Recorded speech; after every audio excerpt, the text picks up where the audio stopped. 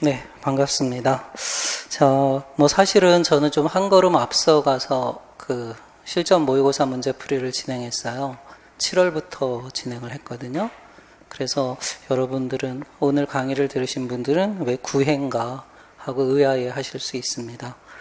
그래서 저는 좀 한 걸음 앞서서 여러분들의 어떤 실력을, 그 다음에 진단하고, 그 다음에 다시 성찰할 수 있는 그런 계기를 마련하기 위해서 좀 앞서서 강의를 하는 편이에요.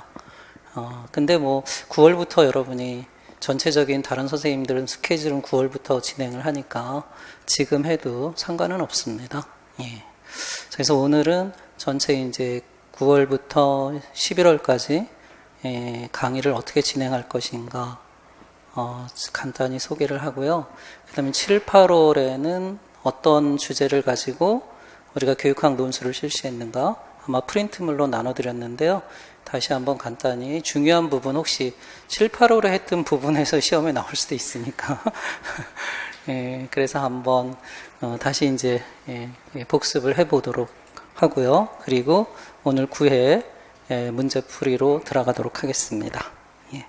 그럼 전체 강의는 이제 그 강의 일정을 보시면 최종 모의고사 특강인데요. 9시부터 10시까지 실전 모의고사를 진행을 하고요.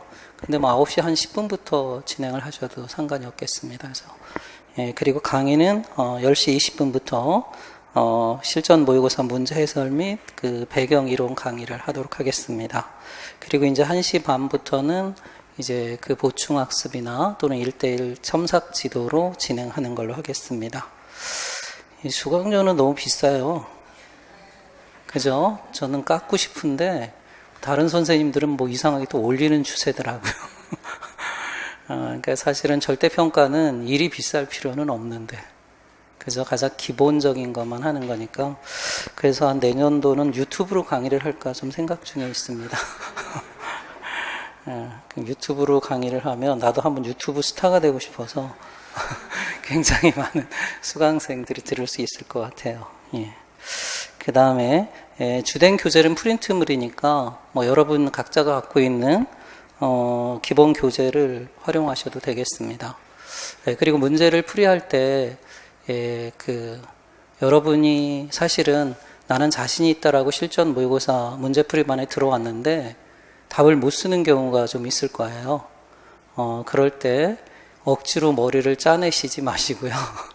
그냥 책을 보고 하시면 됩니다.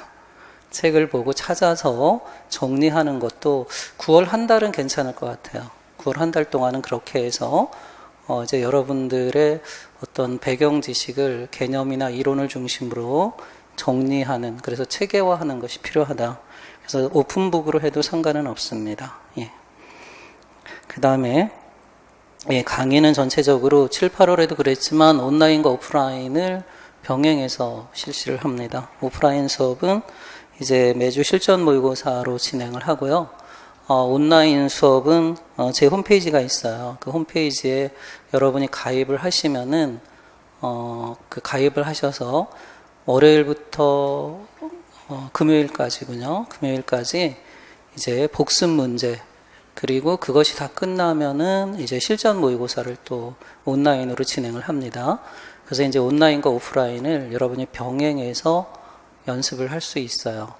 그래서 제 생각에는 이제 여러분이 공부하실 때 지금부터는 2차 과목 전공 위주로 배분을 많이 하시고요. 지금도 그러셨겠지만 1차도 꾸준히 하셔야 돼요. 그 감각을 잃지 않기 위해서.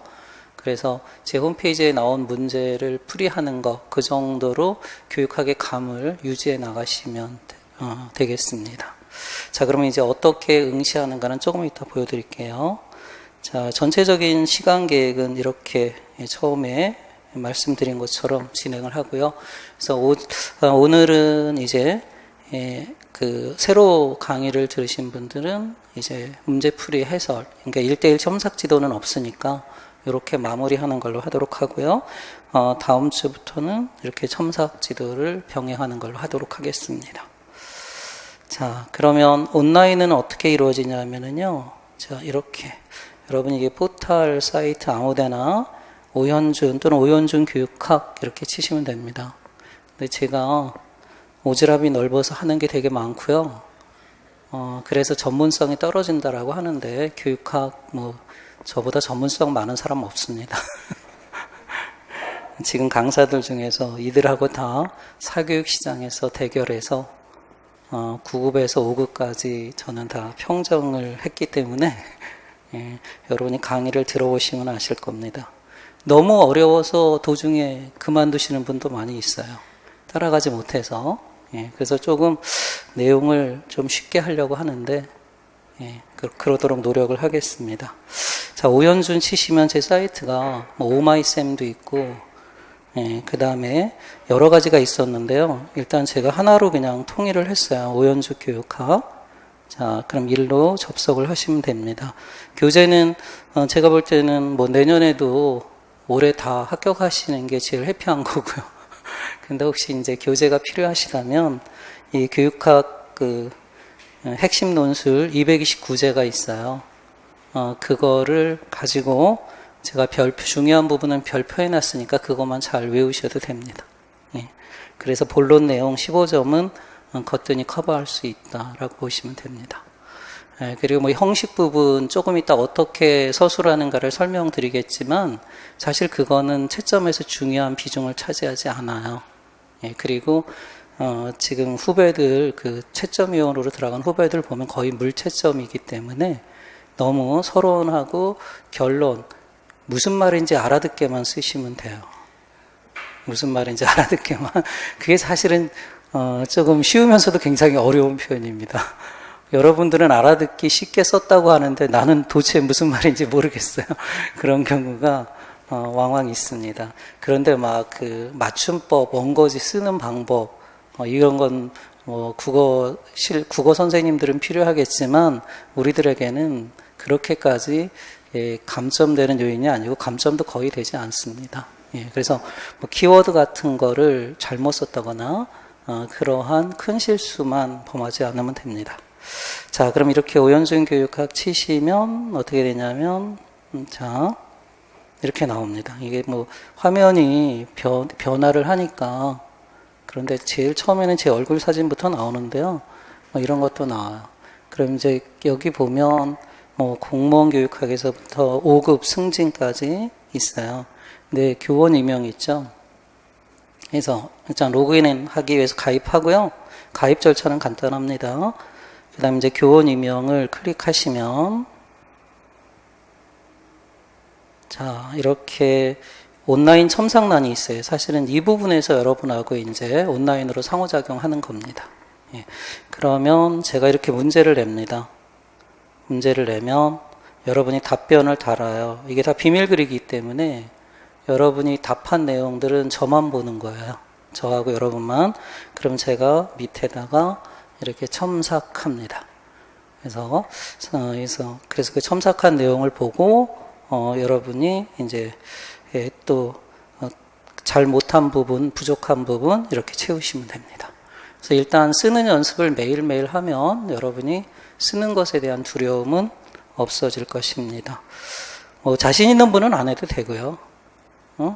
예, 그리고 조금 내가 쓰는 게 좀 두렵다 하시는 분들은 매일매일 참여하면 두려움을 금방 떨칠 수 있을 겁니다. 예. 자, 이렇게 해서 이제 온라인 교육은 이렇게 병행을 하고요. 지금은 단원별로 복습을 하고 있어요. 단원별로 복습을 하고 지금 교육행정 편이 진행이 되고 있고요. 예, 그런 다음에 그 과정이 끝나면 제가 2순환을 했거든요. 그러니까 단원별로 1순환, 2순환 끝났고요. 그리고 나면 이제 실전 모의고사 온라인 테스트로 또 진행을 할 예정입니다. 예. 자, 그 다음에 그러면 이제 그 7, 8월에는 어떻게 진행했는지 한번 볼게요. 어떤 주제를 가지고 했는지. 7, 8월 교육학 논술 실전 모의고사 출제 내용 분석표를 같이 보시면 됩니다. 일단 제1에는 우리가 에세이 형식이 있죠. 제시문 형식. 뭐 이런 것도 시험 문제 출제할 때마다 막 변하잖아요. 처음에는 그림이 없다가 또 그림이 나오고 그 다음에 뭐 대화체로 나오다가 그 다음에 뭐 강의 내용의 발췌본 나오든가 또는 막 도표로 제시되든가 이렇게 하는데, 자, 제시문 형식을 보면 제1회는 이제 신규 교사 임용 연수, 그래서 교육감 특강이라는 에세이로 제시를 했고요. 그 다음에 전문가로서 교사가 갖춰야 할 역량. 요즘 교육에 있어서 가장 그 핫한 단어가 역량입니다. 역량. 예. 항상 그래요. 역량이 없는 인간들이 역량을 강조해요. 예. 그래서 이러한 우리가 2015 개정교육과정에서도 학생들이 갖춰야 할 핵심 역량 6가지를 제시하고 있죠. 이런 거는 여러분이 역량과 그 개념을 확실히 숙지하고 계셔야 돼요. 이번 2018년도 5급 행시에서 3가지 역량을 쓰는 문제가 또 출제가 됐어요. 예. 자, 그 다음에 이제 그럼 영역별로 내용은 어떤 것들이 나왔느냐. 이제 교육이란 무엇인가, 교육 개념의 정의에서부터 교수 모형, 특히 에디 모형 같은 경우는 체제 설계 일반 모형이죠. 이런 부분은 시험에 출제됐던 부분이기도 합니다. 그 다음에 이제 교육과정에서 아직 출제 안 된 것이 이제 목표예요, 목표. 목표는 다른 말로 표현하면 비전이라고도 볼 수 있죠, 그죠? 그래서 비전을 우리가 이념이나 이러한 그 정성적인 목표로 이야기하는데, 이 목표를 정량화해서 행동화해서 제시한 대표적인 그 학자가 바로 벤자민 블룸입니다. 이 부분은 아직 출제되지 않은 부분이에요. 그래서 교육과정에서 여러분들이 잘 조금 숙지를 하셔야 할 부분이다. 예. 그 다음에 심리학 부분에서 이제 학습 이론, 이것도 한번 출제가 됐었죠. 그러니까 이론을 구성하는 가장 토대가 바로 개념입니다. 개념. 그래서 교육 심리학이나 그 다음에 교육 철학, 뭐 이런 부분들이 나온 다음에 또는 사회학도 마찬가지죠. 그 이론의 토대가 되는 게 개념이기 때문에 그 개념의 명칭, 그리고 보통 시험에서 작년도부터 그랬지만 개념 이런 말로 나오면 뭘 쓰라는 얘기예요? 정의를 쓰라는 말이에요. 예. 그래서 명칭과 개념은 여러분이 그렇게 구분하시면 돼요. 예. 그 다음에 뭐 이제 고전적 조건화에서 체계적 둔감화, 이것도 시험에 제일 많이 나왔던 단어죠. 그 다음에 그 조작적 조건화에서 프리맥의 원리. 그 다음에 오늘도 나왔지만 정보처리 이론에서 메타인지. 이 메타인지는 인간이 갖고 있는 고등 정신 능력이라고 볼 수 있죠. 예.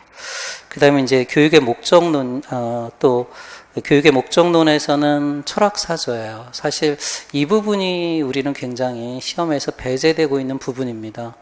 이런 철학 부분이 나온다면 또 시험의 양태도 굉장히 다른 모습으로 변화될 수 있을 것 같긴 한데요. 미국의 교육사조 중에서 진보주의와 행존주의, 이런 걸 물었고요. 제 2회에서는 이제 교직원 연수 학교장 특강이라는 에세이를 통해서 지금 사회는 급변하고 있어요. 그죠? 2016년 슈밥이라는 사람이 세계 경제 포럼에서 4차 산업혁명이라는 그러한 용어를 제시한 이후로 급격하게 변하고 있어요. 특히 이 세계의 변화가 이러한 산업뿐만이 아니라 상부 구조인 정치, 사회, 문화 이런 곳에서도 지금 그 쓰나미처럼 변화가 되고 있고요. 또 그러한 사회 변화에 따라서 교육도 급격하게 변화되고 있습니다. 또 교육의 변화를 도모하는 또 하나의 요인이 뭐가 있냐면 인구의 변화입니다. 그죠?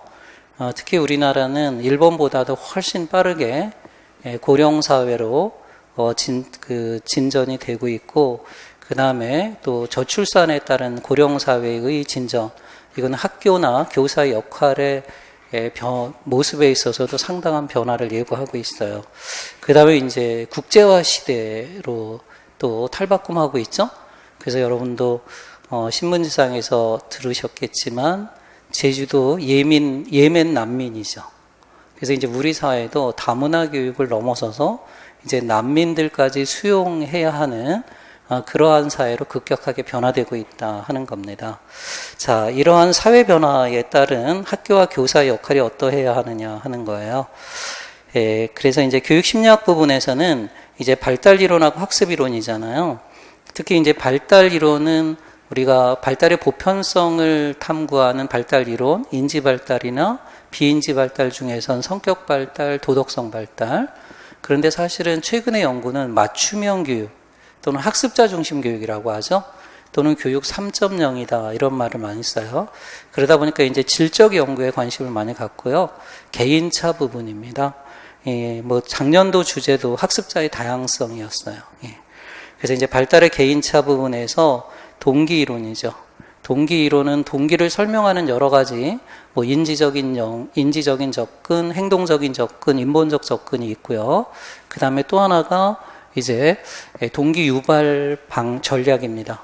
동기 유발 전략하면 우리는 이제 켈러를 기억해 두셔야 돼요. 켈러는 몇 번을 강조해도 지나침이 없습니다. 켈러의 ARCS 전략. 그 다음에 이제 동기를 인지주의, 사회학습 이론으로 접근하면 반도라는 자아 효능감이라고 부릅니다. 그러니까 이건 일종의 자신감의 일종이죠. 여러분도 지금 필요한 것은 뭐예요? 자기 효능감이다. 내가 교육학에서 만점을 받을 수 있다.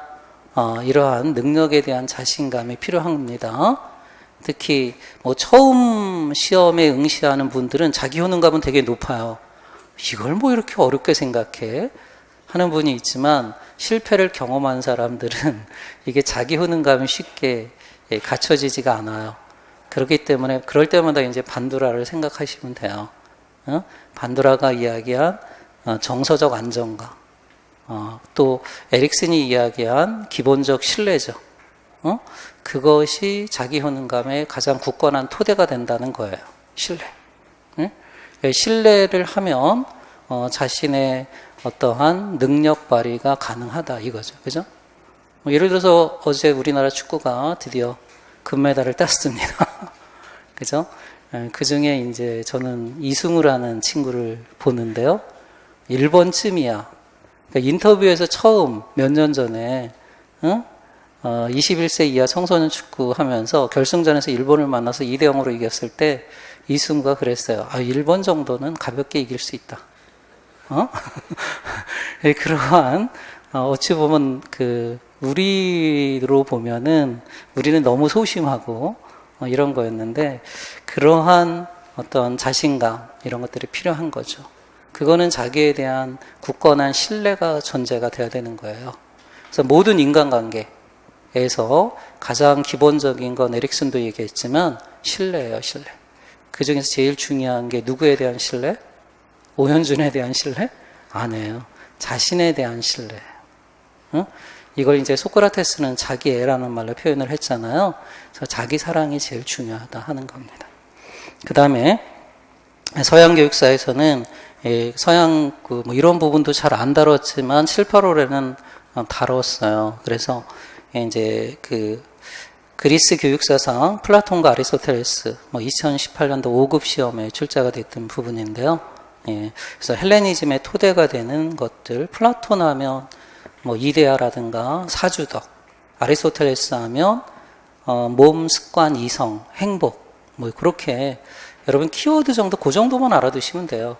거기에서 크게 벗어나지 않아요. 그 다음에 또 교육 철학 부분에서는 이제 모더니즘, 현대를 이성의 시대였다면 포스트 모던한 시대를 우리가 감성의 시대라고 하죠. 그래서 이제 포스트 모더니즘의 그런 문제점. 그 다음에 이제 교육과정 부분에서는, 이 부분도 굉장히 중요한데 아직 출제되지 않은 부분이죠. 교육과정 실행이에요. 교사들은, 물론 교육과정을 개발하기도 합니다. 어떤 경우에? 자유학년제라든가 이런 걸 할 때 교사들이 이제 교육과정을 개발하기도 하죠.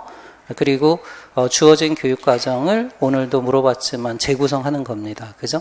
그 과정에서 동료 교사들과 함께 민주적인 수기 이런 것들을 거치기도 하고요. 그런데 이제 교사들의 주된 역할은 만들어진 교육과정을 운영하는 일이다. 그래서 교육과정을 실행하는 거는 교육과정을 설계하는 방식에 따라서 달라질 수 있다 하는 겁니다. 그래서 우리나라는 이제 절충형 교육과정이지만 기본적으로는 이제 국가가 교육과정을 개발합니다. 그리고 이제 또 6차부터는 조금씩 지방 분권형을 가미하기 시작했죠. 자, 그런 국가 중심 교육과정 결정 방식이냐, 지방 중심이냐, 아니면 절충형이냐에 따라서 실행 방식이 달라진다 하는 겁니다. 자, 그 다음에 이제 교육 사회학은 한 번 출제가 됐는데요. 사실 이 부분하고 철학이 안 나온다는 것은 기본적으로 출제자들이 거의 문외하다 이렇게 보시면 돼요. 그러니까 비전이 없다라고 보시면 돼요. 교사들에게 제일 중요한 건 우리가 혁신학교 이런 걸 얘기할 때 혁신의 방향성입니다. 근데 경제인들, 특히 4차 산업혁명에서는 비전은 얘기하지 않아요. 뭘 얘기하죠? 속도만 이야기하지. 속도. 그죠? 근데 뭐 속도 빨리 간다고 하는데 우리가 어디로 가고 있는지를 모르면 그것도 큰 문제입니다. 그죠? 그래서 이 교육은 목표를 설정하는 일부터 출발한다라고 우리가 타일러 사부님께서 얘기하셨어요. 그죠? 근데 그러한 목표가 현대적으로 이야기하면 비전이라고 볼 수 있어요. 예. 자, 그런 걸 이해할 수 있는 것이 이제 철학이고, 그 다음에 또 교육은 사회 안에서 행해지는 거기 때문에 이러한 사회적 환경이 어떠하느냐, 그런 인식도 굉장히 중요합니다. 그런데 사회학이 잘 안 나와요. 왜일까요? 냉정하게 이야기하면 출제위원들이 행정학 교수들이다. 그래서 우리나라는 지금 행정의 횡포가 무진장 커요. 이 공무원 임용시험도 그렇고 공무원 시험도 다 행정학 교수들이 출제하는 그 정책을 좌우하는 거예요. 근데 행정학은 간단해요. 조직의 효과성에만 초점을 둬요. 그 대표적으로 인적자원 개발, HRD 뭐 이런 겁니다. 그러니까 조직 밖에서 일어나는 일은 논외로 해요. 그러니까 조직 안에서 예를 들자면 학교로 따지면 학교 조직 안에서 어떻게 효과성을 높이느냐 이런 거예요. 그죠? 뭐로 가도 서울만 가면 된다 이런 식이거든요. 그런데 사실은 교육이라고 하는 것은 이데아를 추구하는 일이고요. 과연 우리가 하는 일 이게 맞는 거야? 이런 거에 대한 점검부터 출발해야 된다는 거죠. 그래서 이런 사회학 분야에 대한 출제가 미진한 것도 사실은 이 임용시험이라는 것은 임용시험에 어떤 문제가 나온다 하는 것은 시험의 사회적 기능이 있거든요. 교사들에게 출제자들이 무엇을 원하는가 이런 것들을 요구하는데 임용교육학 문제를 보면 참 부끄러워요. 저도 교사 출신이지만 이런 문제를 교사들에게 요구하고 있다. 여러분 부끄럽지 않아요? 구급 문제나 이런 거 비교해 보세요. 구급 문제가 더 어려워요. 응? 아무리 객관식이라고 하지만 그럼 지식을 몰라도 된다. 그건 아니죠. 뭐 인공지능이라고 하는 것은 역량이라고 하는 것은 환경에 잘 적응하는 능력인데 그것이 명제적 지식, 이러한 기본적 지식이 없고서 역량을 개발한다라고 하는 것은 그거는 이제 사실은 뭐 토대를 모르고 교육하는 것과 같다라고 볼 수 있어요. 정말로 웃긴 현상이 어떻게 벌어지냐면 5급 시험 같은 경우는 있잖아요.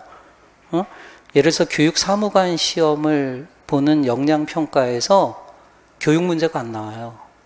왠 줄 아세요? 신뢰도를 유지한다고. 시험의 공정성. 그러다 보니까 엉뚱한 게 나와요. 일반적인 거. 예멘 난민을 어떻게 수용해야 하느냐. 그게 교육사무관하고 무슨 상관이 있어요? 지금 우리나라가 이렇게 돌아가고 있어요. 그러니까 어찌 보면 지금 문재인 정부가 곤혹을 지금 혁신의 아이콘인 김상곤 교육감이 좌초하고 만 것도 가장 기본적인 걸 잃어버렸기 때문에 그래요. 김상곤이 교육부 총리가 될 수 있었던 것은 혁신학교 때문이거든요. 그것이 자유학기제, 자유학년제로 확대됐잖아요. 교육의 틀을 바꾸는 거예요, 정말로. 선발적 교육관이 아니라 발달적 민주적 교육관으로 바꾸는 거예요. 그래서 교육을 통해서 희망의 사다리를 복원하겠다. 굉장히 큰 의도로 출발을 했어요. 그런데 2022년 대입 수능 시험 나온 거 보면 별반 차이가 없어요. 그러니까 잘린 거예요. 그러니까 지금까지 교육부 장관이나 이런 사람들이 철학이나 소신이 없었어요. 그래서 국가의 정부 부처 중에서 제일 힘이 약한 게 교육부예요. 그러니 교사는 힘이 있겠어요?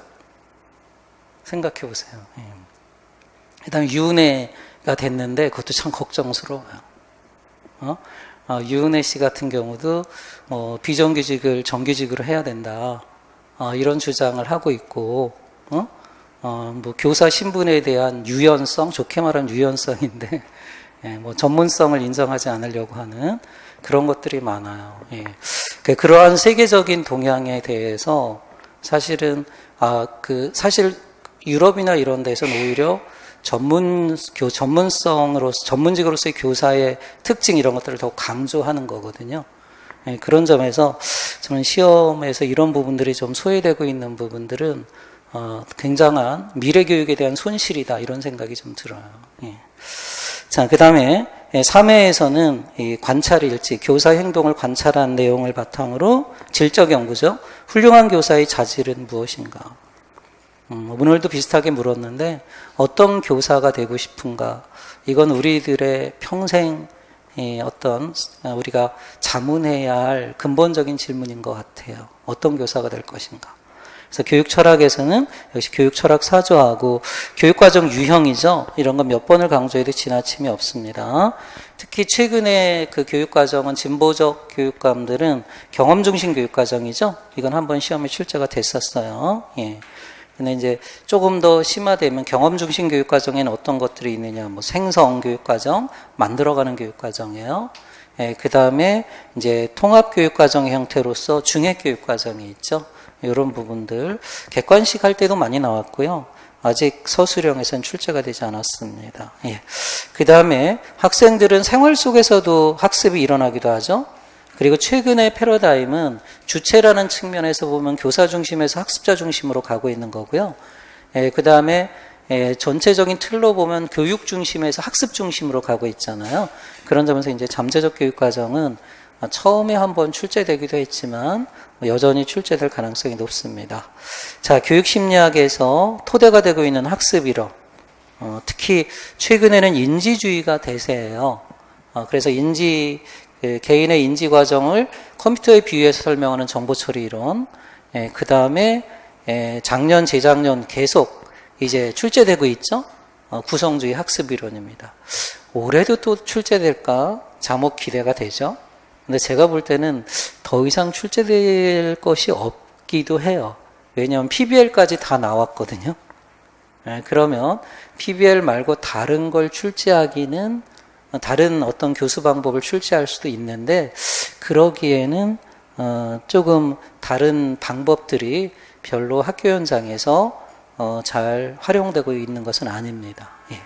그래서 오히려 다른 맞춤형 교수 형태로 출제될 수 있지 않을까. 뭐 프로젝트 수업이라든가 그 다음에 플립 러닝이라든가 뭐 그런 부분들이 고려될 수 있어요. 그 다음에 이제 교육평가입니다. 교육평가는 교육과정의 마지막입니다.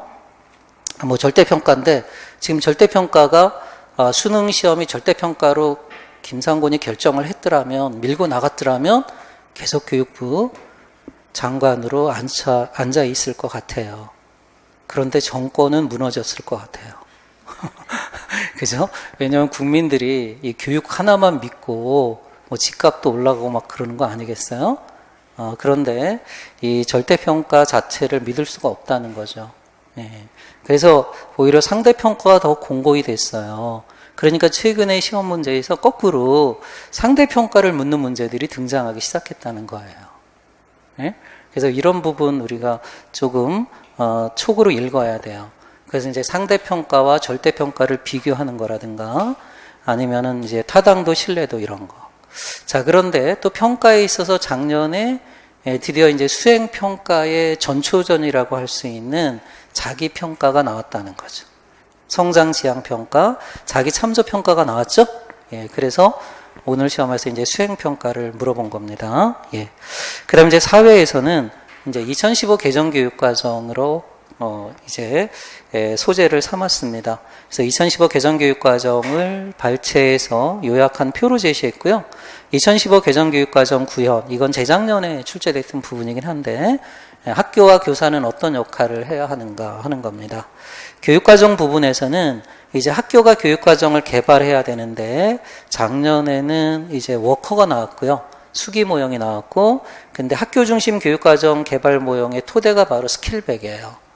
그래서 스킬백이 요것도 이제 나올 가능성이 높죠. 학교 중심 교육과정 개발 모형입니다. 스킬별 모형의 가장 특징이 바로 상황 분석이다. 학교 상황에 맞는 교육과정을 설계해야 한다 하는 겁니다. 그 다음에 이제 교육과정의 조직 원리, 이건 시험에 출제됐던 거죠. 수직적 원리로서는 계열성, 수평적 원리로서는 통합성. 요즘은 계열성이 강조되어 통합성이 강조돼요. 통합성. 그러니까 지금 시대의 변화가 교육과정에서도 나타나는 거예요. 과거에는 계열성을 강조해서 학문 중심 교육과정, 나선형 교육과정 이런 게 강조됐잖아요.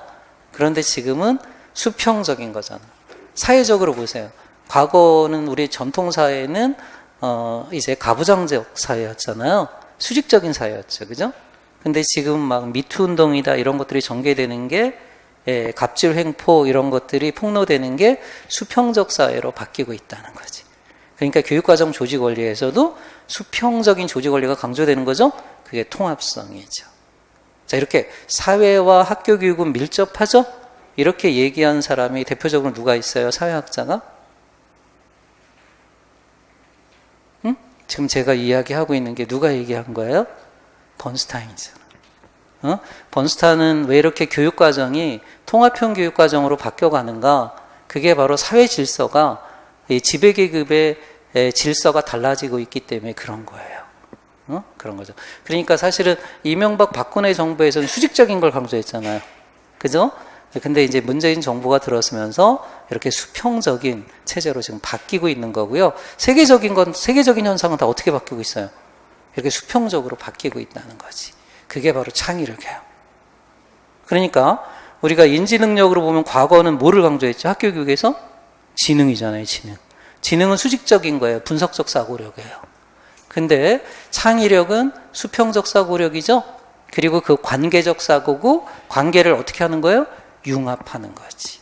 그래서 융합적 사고, 통합적 사고 이런 걸 강조하죠. 그래서 지금은 융합, 통합의 시대예요. 그래서 그런 개념들을 잘 알아두셔야 돼요. 그 다음에 이제 교수학습 이론에서는 협동학습. 이 부분도 아직 출제가 되지 않은 부분이죠. 학생 참여 중심 방법 중에 뭐 직소 수업이라든가 성취과제 분담학습 모형 가장 기본이에요. 요 두 가지만 잘 알아두시면 돼요. 그 다음에 이제 교육평가에서 아직 출제되지 않은 게 이제 평가 모형들이에요. 일단 교사 중심의 평가를 보면 학생의 도착점 행동 도달 여부를 평가하는 것은 타일러의 목표 중심 모형이고요. 그 다음에 여러분들이 교수학습 지도안이나 프로그램을 만들고 이것이 효과가 있는지 효과가 없는지를 또 평가할 수 있어야 되겠죠? 그럴 때는 스크리븐의 탈목표 평가 모형이 있고요. 그 다음에 학교 교육계획이 잘 돌아가고 있는가를 평가하는 건 뭐가 있다? 스터플빔이 있다 하는 겁니다. 이게 CIPP 모형이에요. 그래서 우리나라는 평가를 굉장히 강조하고 있기 때문에 이러한 평가 모형들도 좀 필요합니다. 그 다음에 이 부분도 수행평가와 더불어 출제될 가능성이 높은 거죠. 정의적인 평가예요. 그러니까 4차 산업혁명에서 한편으로는 그 시대에 부합하는 교육이 강조돼요. 시대가 요구하는 그런 건 내재적 목적이에요? 외재적 목적이에요? 외재적 목적이죠. 그렇지만 그 4차 산업혁명이 결과할 유토피아적 현상이 아니라 디스토피아적 현상도 있죠. 그런 걸 이제 우리가 예방하는 교육도 필요하다는 거죠. 그죠? 그래서 상대적으로 어떤 교육이 강조돼요? 기계가 인간화될 수는 없으니까 인성교육 이런 것들이 강조되는 겁니다. 또 윤리교육 이런 것들이 강조되는 거죠. 자, 그런 점에서 평가에 있어서도 이런 정의적 평가들이 강조되고 있다 하는 겁니다. 예전에는 우리가 타일러 그 정의적 평가를 할 수 없는 게 언어로 분명하게 정의할 수 없다. 개념이 갖고 있는 한계, 모호성 이런 걸 많이 지적을 했잖아요. 근데 지금은 정의적 영역 평가도 일반화되고 있죠. 태도 평가나 이런 것들이 여러분 면접 평가 그런 것들도 굉장히 스킬들이 발달했잖아요. 그러니까 이거는 이제 평가 이론이나 평가 방법, 노하우들이 많이 축적됐기 때문에 가능해요. 예. 그래서 여러분도 이제는 사실은 제가 여러 번 강조했지만 우리는 지금 1차하고 2차 전공 필기까지를 준비하고 있는데 이거보다 더 중요한 건 면접이다. 작년부터 그런 현상이 나타났어요. 그래서 수업 시연이라든가 심층 면접 점점 시간을 늘리고 있고 면접 방법도 다양화하고 있죠. 그래서 지금부터라도 여러분은 제 강의를 들었으니까 2차도 함께 준비하시기 바랍니다.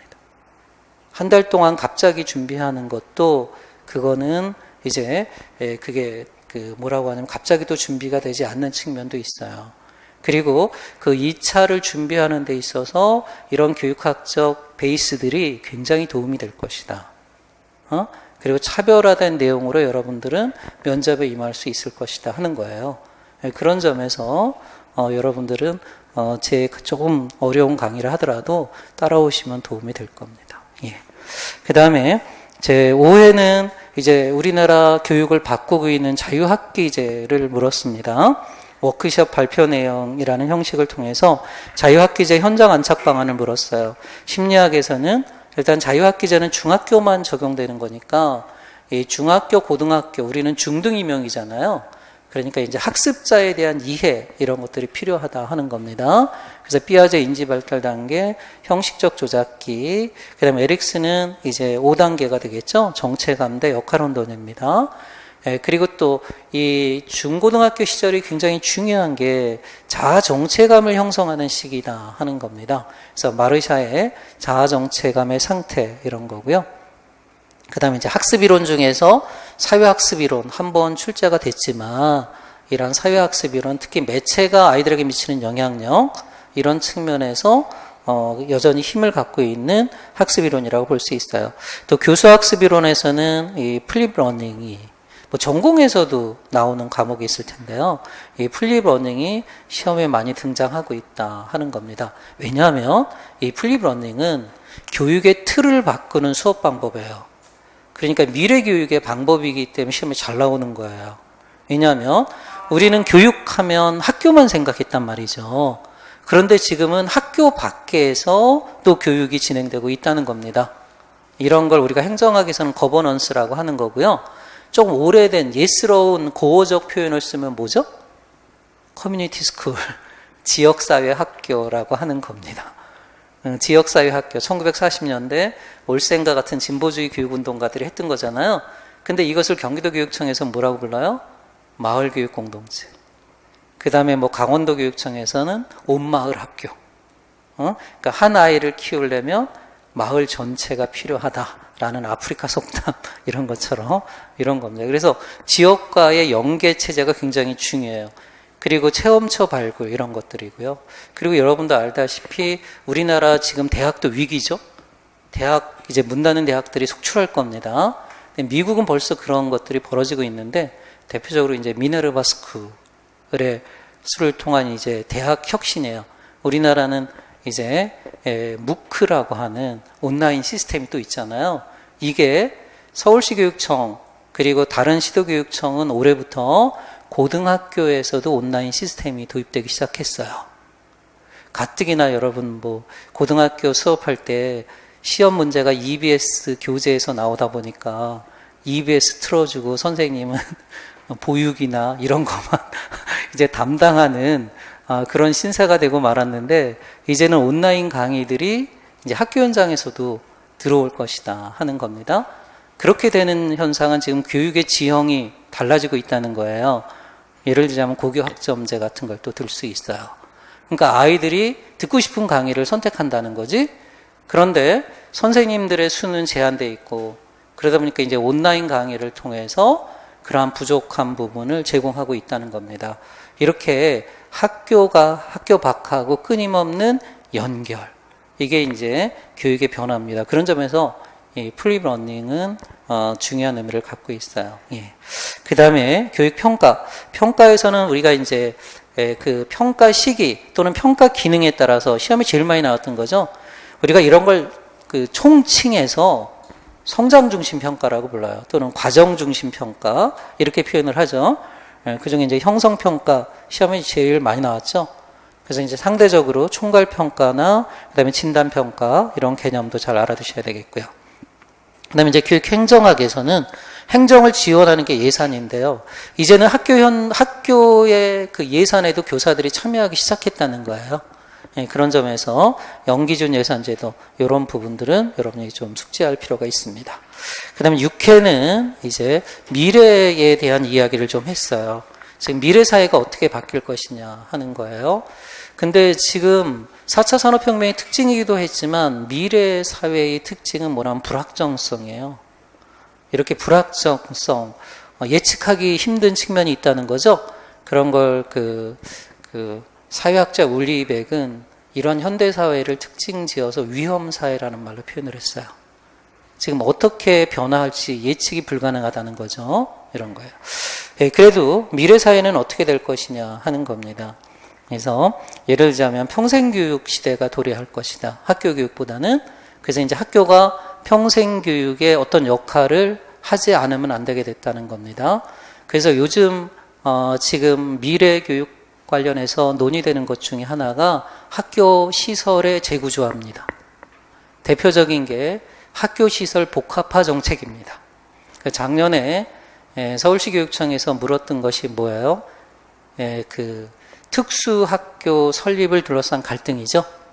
그 갈등을 푸는 방법 중에 하나가 바로 학교시설 복합화 정책이다 하는 겁니다. 그러니까 특수학교가 특수학교 기능만 하는 것이 아니라 마을의 센터 역할을 한다는 거예요. 그래서 마을 주민들의 니즈를 반영해서 공간을 설계한다는 거지. 그러면 반대할 게 없다는 거죠. 강남 같은 경우도 마찬가지거든요. 강남의 특수학교는 그게 이제 그 정규 시간에는 특수학교 아이들을 위해서 오픈되지만 외 시간에는 마을 주민들이 활용할 수 있는 그러한 문화적인 복합적 기능을 하고 있다는 겁니다. 그래서 요즘 떠오르는 게 바로 그런 거예요. 복합화 시설을 구축하는 겁니다. 이거는 행정학에 있어서 어떤 개념이냐면 들어보셨죠? 워커의 교육과정 설계에 나오는 가장 첫 번째 단계가 뭐예요? 플랫폼입니다. 이 플랫폼 이론이에요. 근데 우리는 타일러하고 워커는 큰 차이점이 있어요. 타일러는 목표에서 출발하잖아요. 그 목표는 무슨 목표예요? 행동 목표죠. 근데 그 행동은 어떤 행동이에요? 교육과정이 다 끝나고 나서 학생들에게 보여주는 행동이죠. 그런 행동을 뭐라고 불러요? 도착점 행동. 이걸 영어로 하면? 영어로 하면 뭐예요? 터미널 비헤이비어잖아요. 터미널. 그러니까 지금까지 교육은 터미널을 향한 거였어요. 그래서 터미널 가면 사람들은 다 흩어져요. 그렇지만 지금 혁신의 개념은 플랫폼이에요. 이게 복합화도 그런 개념이에요. 사람들이 떠나는 곳이에요. 모으는 거예요. 모으는 거예요. 그러니까 학교로 사람들을 모으게 해야 돼. 그래야 여러분이 먹고 살죠. 학교 다 떠나면 학교 결국 폐교되잖아요. 그래서 이제 플랫폼 이론들이에요. 뭐 애플이라든지 구글이라든지 이런 기업이 성공할 수 있었던 건 뭐예요? 플랫폼이라는 거지. 이 플랫폼을 잘 만들면은요, 내가 기술이 하나도 없어도 재료가 하나도 없어도 나는 성공할 수 있어요. 그죠? 그래서 여러분 플랫폼을 하나 잘 구축해서 거기 생산자들을 다 모으고 소비자들을 끌어들여서 그 망만 나는 발전시키면 되는 거예요. 그래서 이제 학교 공간 혁신과 관련해서 학교 혁신과 관련해서 그런 것도 이제 논의가 되고 있는 거예요. 그 다음에 뭐 이제 다문화 교육이라든지 이렇게 급격하게 우리 사회가 또 바뀌고 있는 거. 특히 이 평생교육의 이념에서는 이제 들러온데요. 이거 아직 출제가 되지 않은 부분들이에요. 근데 이제 평생교육 전공자가 들어가면 이런 문제 내죠. 내가 먹고 살아야 되니까 기필코 냅니다. 이 평생교육 주장하고 또 여러분 대학원에서 평생교육 연구하신 분들은 저는 교육학을 전공했지만 교육학과가 지금 사라지고 있어요. 평생교육학과로 바뀌고 있어요. 그러니까 전체적인 학문적 위상이 흔들리고 있어요. 그러니까 학교교육도 마찬가지라는 거예요. 학교교육이 아니라 무슨 제도로 바뀌고 있다? 평생교육 중심으로 바뀌고 있다 하는 겁니다. 예. 그래서 21세기 평생교육의 방향을 제시한 게 이제 들러의 그러한 평생교육 4대 원리, 그 중에 핵심이 바로 존재를 위한 학습이다. 예. 그 다음에 또 이제 다문화 교육에서 뱅크스죠. 이 뱅크스는 이제 특히 내용 통합, 이 내용 통합이 융합 아니에요. 그러니까 이게 교육과정 재구성이에요. 그런 점에서 의미가 있다는 겁니다. 예. 그 다음에 이제 교육과정에서는 또 인간중심 교육과정, 이거 아직 출제되지 않았습니다. 인성교육과 관련해서 중요한 거고요. 예, 그 다음에 2015 개정교육과정 요구하는 핵심 역량, 요 세 가지, 이것도 여러분 외워두시기 바랍니다. 그래서 서론과 본론을 쓸 때 활용하셔도 좋아요. 그 다음에 미래사회의 부정적인 측면, 그러니까 미래사회는 평생교육이 중심이 될 것이다, 다문화교육이 중심이 될 것이다, 그 다음에 핵심 역량 중심의 인성교육이 강조될 것이다. 그런데 한편으로는 뭐예요? 부정적인 측면도 있을 것이다. 그게 뭐예요? 격차다. 교육의 격차다. 그죠? 이러한 빈부격차가 심화될 것이다. 양극화가 심화될 것이다. 이걸 어떻게 극복하느냐가 굉장히 우리나라뿐만 아니라 세계적으로도 문제예요. 지금 미국이 저렇게 패권주의를 강조하고 있잖아요. 그러면 국가와 국가 간의 빈부격차도 굉장히 심화될 것이다 하는 겁니다. 그죠? 예, 그래서 이런 걸 어떻게 극복할 것이냐, 이거 굉장히 중요한 문제예요. 그래서 이거는 심층면접이나 이런 거 할 때도 많이 출제될 수 있습니다. 양극화를 어떻게 극복할 것이냐. 그래서 문화실조론 한번 출제됐었어요. 문화다원론의 입장에서 한번 다뤘던 겁니다. 7회에서는 이제 자료 모음 형식으로 해서 미래 학교와 교사의 역할 이런 걸 물었어요. 그래서 교육의 목적을 어떻게 설정해야 하느냐, 내재적 목적, 외재적 목적. 자, 이것을 이제 어떻게 했냐면은 과거의 학교, 오늘의 학교, 미래의 학교, 이러한 이게 소위 이제 파이너의 꾸레레의 방법론이죠. 교육과정을 설계할 때 과거 나는 어떤 경험을 했는가, 그죠? 그리고 미래의 나의 삶은 어떻게 바뀔 것인가, 그리고 현재는 어떤 걸 다루어야 하는가, 이러한 세 가지를 통합해서 현재 교육과정을 설계하는 방식의 형태로 출제를 했어요. 그래서 과거에 학교 처음 발생이죠. 삼국시대 경당 화랑도의 교육의 목적은 문무일치 교육이었다. 그래서 이제 내재적 목적 전인교육하고요. 그 다음에 또 이제 평생교육이 또 굉장히 강조되고 있잖아요. 그래서 이제 학습 경험을 보세요. 고교 학점제는 고등학교 틀을 바꾸는 거예요. 이제 학년제로 졸업을 하는 게 아니라 학점제로 졸업을 하는 거죠.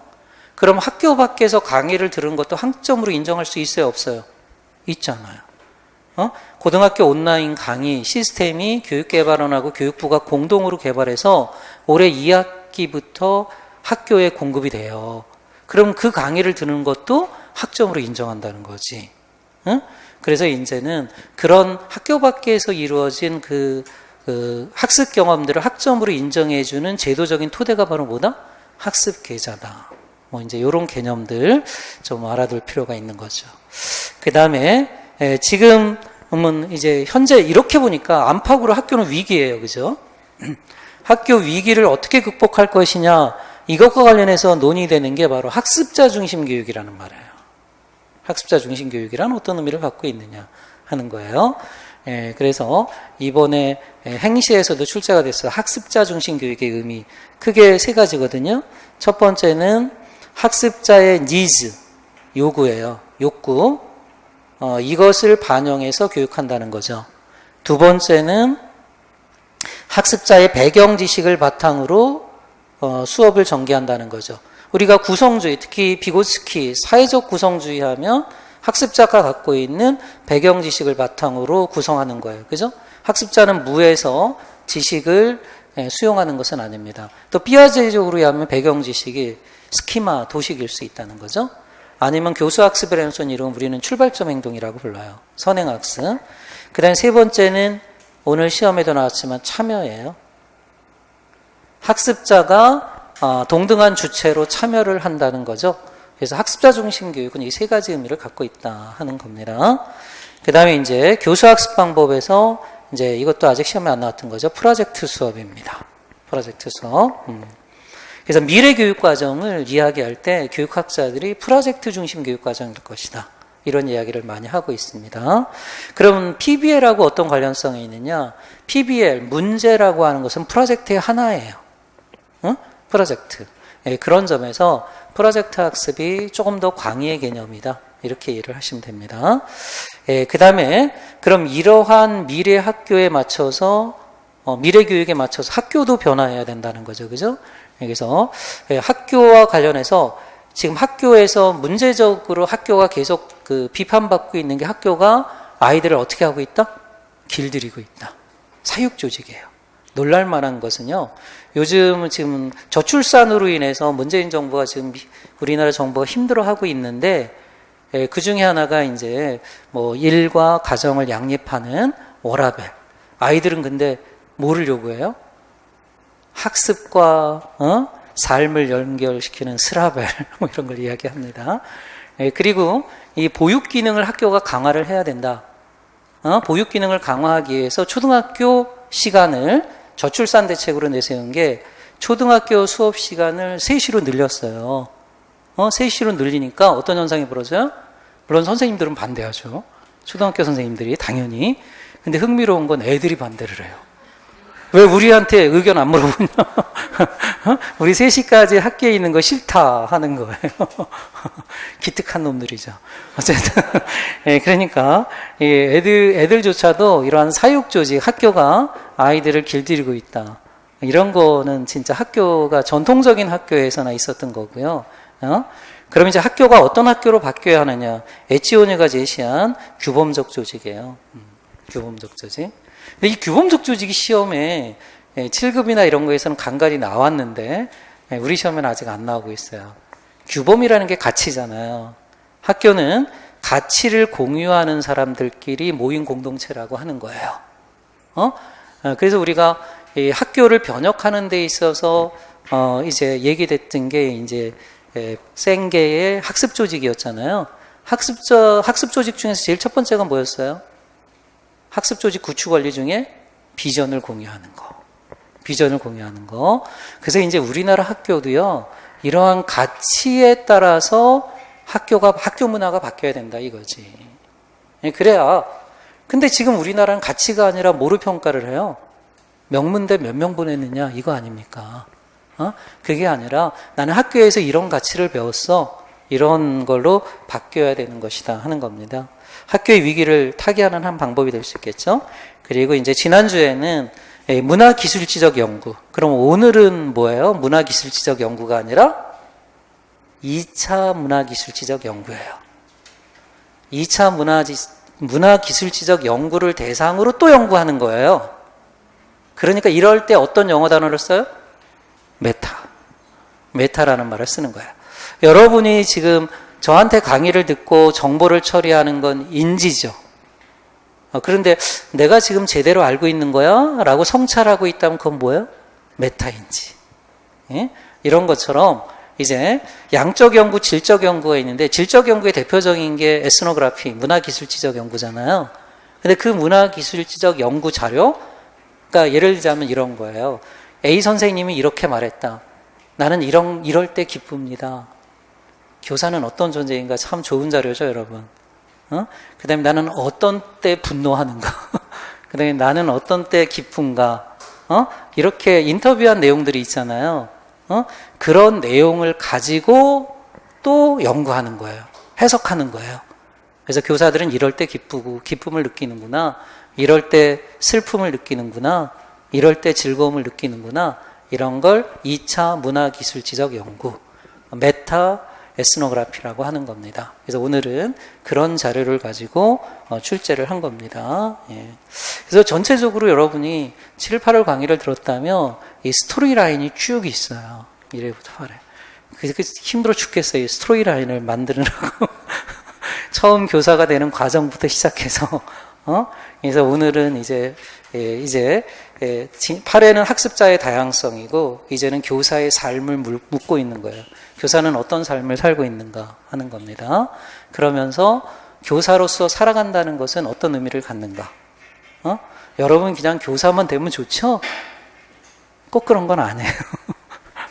그래서 학습자의 다양성에서는 그래서 이제 발달의 개인차에서 지능 검사를 해석하는 문제. 자, 요거는 이제 조금 출제 영역에서 비껴가는 거긴 하지만 우리가 각종 표준 점수를 어떻게 이해하는가 하는 기본적인 거. 그 다음에 시험엔 안 나왔지만 나올 가능성이 높죠. 학습자 맞춤형 수업에서 필요한 게 또 인지 양식이에요. 그러니까 학습자의 차이들이 여러 가지 있잖아요. 지능, 인지 양식. 요건 아직 출제가 안 됐어요. 그 다음에 동기. 동기 이론 중에서도 출제 안 된 부분이 많죠. 그중에 이제 목표, 성취 목표 이론. 그 다음에 또 자기 가치 이론. 이런 거고요. 그 다음에 교육 격차에서 또 출제가 아직 안 됐지만 객관식에서는 되게 많이 나왔어요. 학업 성취도의 차이에 영향을 주는 게 바로 뭘까요? 요거는 가정 배경이죠. 이 가정 배경도 바로 학습자의 다양성을 형성하는 변수예요. 또 뭐가 있어요? 학습자의 다양성의 변수 중에 이거 말고 사회적으로 지금 이슈화되고 있는 거 성별이죠. 남성과 여성, 일베와 워마드의 전쟁. 예, 그죠? 이런 거 보면 이런 성별 혐오, 이런 건 참 안타까운 현상들이에요. 근데 이게 사회학적으로는 이 틀이 바뀌는 과정에서 나타나는 게 성별 혐오 현상이라고 불러요. 예. 예, 그리고 흥미로운 거는 이제 예멘 난민 같은 경우에도 여론조사를 하면 젊은 층이 반대가 제일 많아요. 젊은 층 중에서도 여성들이 반대가 꽤 높았어요. 그건 어찌 보면 그 난민이라는 게 인도주의적 관점으로 긍정적으로 볼 수도 있지만 부정적인 측면에서 보면 위협적인 요소가 굉장히 강하다는 거고요.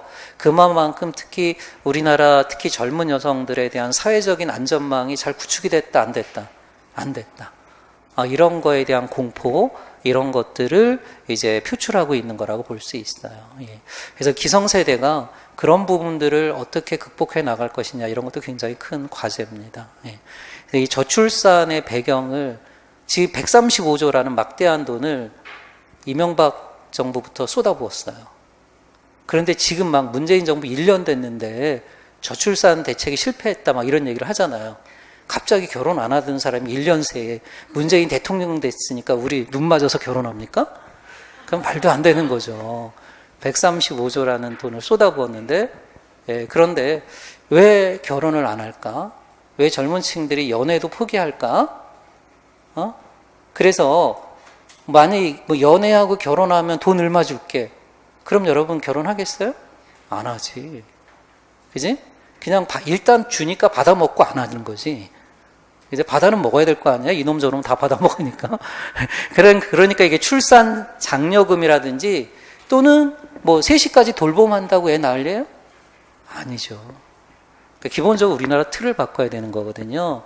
그게 일자리, 주거, 집, 그 다음에 또 하나가 뭐겠어요? 교육, 사교육비. 이 3가지를 바꿔야 되는데 그게 지금 다 실패한 거예요. 교육을 바꾸는데 문재인 정부가 실패한 거예요, 지금. 응? 그리고 집값 잡는데 선거에서 실패했어요. 실패한 거야. 그게 지금 걱정이 돼요. 그렇다고 다시 박근혜 이렇게 끌어들여다 대통령 앉힐까요? 그건 아니잖아요. 그런데 그걸 바라는 인간들도 꽤 많죠? 누가? 가진 자들이 그래요. 가진 자들은 멍청한 왕이 좋거든요. 조선시대가 28명의 왕이 있었지만 대부분 다 멍청한 왕이었고요. 가장 멍청한 게 선조였고. 그죠? 그러니까 똑똑한 왕을 원치 않는다는 거예요. 지금도 별반 차이가 없다는 거지. 예? 그렇기 때문에 우리는 어찌 보면 이런 진보적 가치들을 지키는 게 우리나라를 지키는 그런 하나의 어떤 그 과정이라고 볼 수도 있어요. 그래서 특히 남북 문제가 안 될 때 문재인 정부는 끝없이 추락할 가능성이 꽤 높죠. 어찌됐건 이렇게 8회까지 한번 우리가 돌아보았고요. 그럼 이제 오늘 거로 넘어가도록 하겠습니다. 조금 쉬었다 할게요. 예.